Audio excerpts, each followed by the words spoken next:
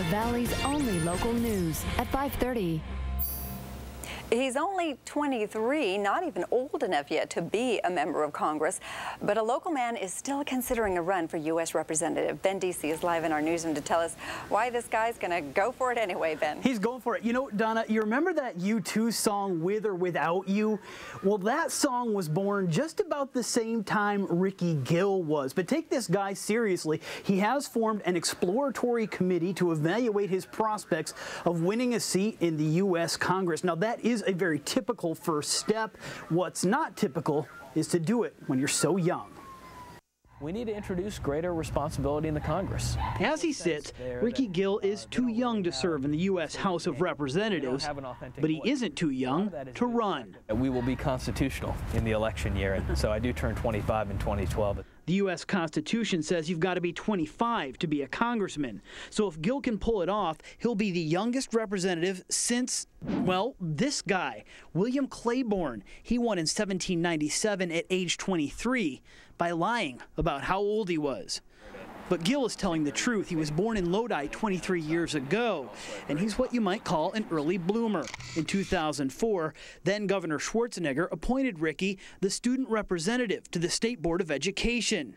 But Gill's time in the public eye began even earlier. Ricky was a frequent caller to my radio show when he was a little boy, and it got to a point where he made more sense than 95% of my other callers, so I had him come in and do the show with me one day. You might recognize Grant Napier, the voice of the Sacramento Kings. Well, Grant says he recognized in that young boy something he still sees in Ricky Gill today. If Ricky Gill says that he's going to do something, get on his back, because he's going to do it.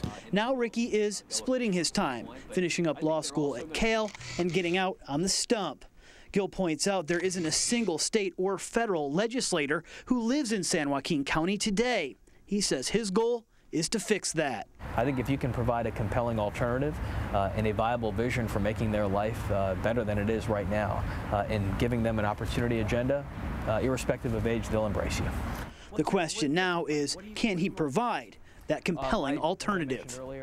Now remember, by the time that 2012 election rolls around, California's 11th congressional district could look much different than it does today. Redistricting could give a lot more weight to votes cast in Lodi and San Joaquin County. Okay, Donna, let's play a little game here. Can you guess what party Mr. Gill would want to represent in Congress?